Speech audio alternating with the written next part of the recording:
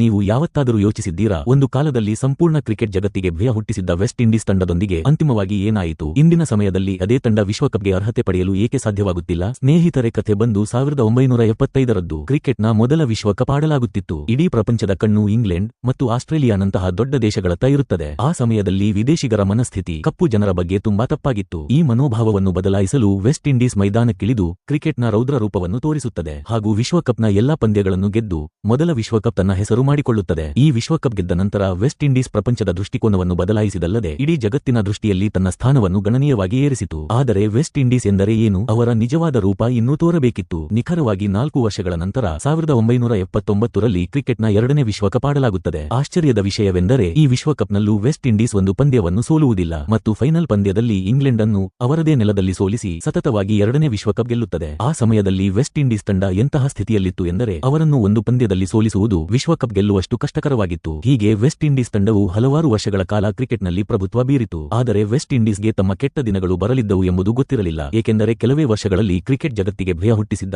West ಇಂಡೀಸ್ನ ಅನೇಕ ದಿಗ್ಗಜ ಆಟಗಾರರು ಕ್ರಿಕೆಟ್ನಿಂದ ನಿವೃತ್ತಿ ತೆಗೆದುಕೊಂಡರು. ಇದರ ನಂತರ ವೆಸ್ಟ್ ಇಂಡೀಸ್ ಕ್ರಿಕೆಟ್ನ ಪತನ ಪ್ರಾರಂಭವಾಯಿತು. ಸುಮಾರು 30 ವರ್ಷಗಳು ಕಳೆದರೂ ಈ ತಂಡ ಒಂದು ಐಸಿಸಿ ಟೂರ್ನಮೆಂಟ್ ಗೆಲ್ಲಲು ಸಾಧ್ಯವಾಗಲಿಲ್ಲ. ಇದರ ಪರಿಣಾಮವಾಗಿ ವೆಸ್ಟ್ ಇಂಡೀಸ್ ಕ್ರಿಕೆಟ್ ಬೋರ್ಡ್ ಮತ್ತು ಆಟಗಾರರ ನಡುವಿನ ಸಂಬಂಧ ಹದಗೆಟ್ಟಿತು. ಬೋರ್ಡ್ ತನ್ನ ಆಟಗಾರರ ಸಂಬಳದ 50% ಕಡಿತ ಮಾಡಲು ಪ್ರಾರಂಭಿಸಿತು. ಏಕೆಂದರೆ ವೆಸ್ಟ್ ಇಂಡೀಸ್ ಬೋರ್ಡ್ ಬಳಿ ಆಟಗಾರರಿಗೆ ಪೂರ್ಣ ಸಂಬಳ ನೀಡಲು ಸಾಕಷ್ಟು ಹಣವಿರಲಿಲ್ಲ. ಇದರ ನಂತರ ವೆಸ್ಟ್ ಇಂಡೀಸ್ ಆಟಗಾರರು ಐಪಿಎಲ್ನಂತಹ T20 ಲೀಗ್ಗಳನ್ನು ತಮ್ಮ ಆಧಾರವಾಗಿ ಮಾಡಿಕೊಂಡರು. ಈ ಲೀಗ್ಗಳಲ್ಲಿ ಆಟಗಾರರಿಗೆ ದೊಡ್ಡ ಮೊತ್ತದ ಹಣ ದೊರಕತೊಡಗಿತು. ಇದರಿಂದ ಅವರ ಹಲವಾರು ಸಮಸ್ಯೆಗಳು ಪರಿಹಾರವಾದವು. ಕ್ರಮೇಣ ಬಹುತೇಕ ಎಲ್ಲಾ ವೆಸ್ಟ್ ಇಂಡೀಸ್ ಆಟಗಾರರು ಈ T20 ಲೀಗ್ಗಳ ಮೇಲೆ ಅವಲಂಬಿತರಾದರು. ಮತ್ತೊಂದೆಡೆ ವೆಸ್ಟ್ ಇಂಡೀಸ್ ತಂಡ ದುರ್ಬಲವಾಗುತ್ತಾ ಹೋಯಿತು. ಒಂದು ಕಾಲದಲ್ಲಿ ಕ್ರಿಕೆಟ್ ಜಗತ್ತನ್ನು ಆಳಿದ ಅದೇ ತಂಡ ಇಂದು ಕ್ರಿಕೆಟ್ನ 3 ಪ್ರಮುಖ ಫಾರ್ಮ್ಯಾಟ್ಗಳಿಂದ ಬಹುತೇಕ ಕಣ್ಮರೆಯಾಗುತ್ತಿದೆ.